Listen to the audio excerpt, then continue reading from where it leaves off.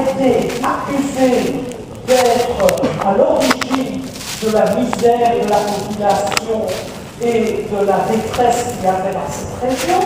Il a été pris comme un commissaire et il a été emprisonné par. Alors, quelle est l'importance de la technique là-dedans? Alors, je vous montre quelques illustrations, les affiches du cinéma à l'époque. Le film le plus émouvant, le plus applaudi, toute une série d'affiches de ce film, dans diverses langues, notamment plusieurs en français. Ça fait grâce à l'aide. Et je suis pas sûr que ça va avoir grand chose. Séance de cinématographie, les Français travaillant en Allemagne, et là, vous avez vu le film Juif, et maintenant, êtes-vous convaincu que les Juifs doivent être mis hors la loi dans la France nouvelle? Alors, qu'est-ce qu'il y a de si curieux dans ce film? C'est que la technique est mise au service de l'idéologie. Et je suis pas sûr qu'on l'entende.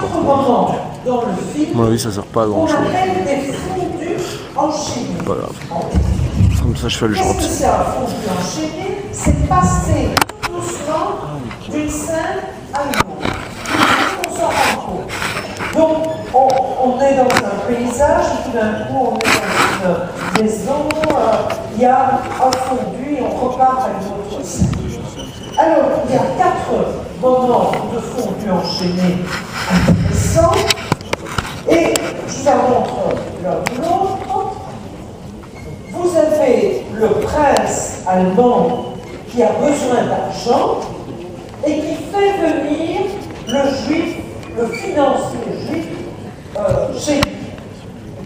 Et vous avez en haut à gauche le financier juif qui lui lance des pièces de monnaie sur son bureau, et en fait, ces pièces de monnaie se transforment en petites danseuses qui vont se mettre à tourner. Qu'est-ce que ça veut dire? C'est un fondu enchaîné qui montre que l'argent du juif amène la débauche dans la cour du prince allemand. Et donc, on a une technique qui sert à prouver que le juif amène la débauche. Vous avez des autres moments dans le film où il y a encore la technique du fondu enchaîné, et vous avez notamment un moment où le juif Suse va quitter son ghetto et entrer dans le palais. Et là, il se transforme physiquement, c'est-à-dire qu'il rase sa barbe, il quitte son habit traditionnel et il devient juif de cour, il a le même costume que les autres. À l'inverse, quand il a fini d'être bien vu à la cour, quand il est devenu le bouc émissaire, eh bien, vous avez la scène que vous voyez ici à droite. Vous le voyez en juif de cour avec sa perruque blonde, blanche, dans la première scène. Et puis vous voyez progressivement que sa barbe repousse et ses cheveux redeviennent noirs.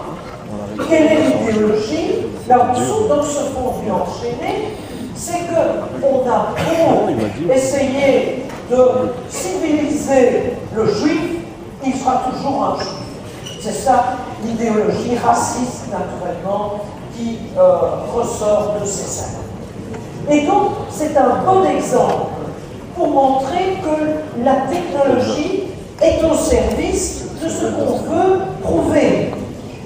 Et vous aurez, par exemple, des moments dans les films où vous avez des prises de vue particulières et elles ont un sens qui est un sens idéologique. Si vous voulez attirer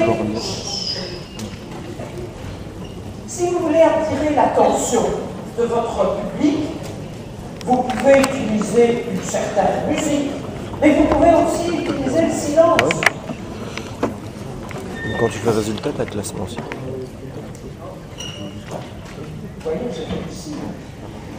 Vous pouvez utiliser le silence, parce que sinon le ronron de la musique, le ronron des paroles n'attire plus l'attention, et tout d'un coup, le silence dans le film va capturer l'attention.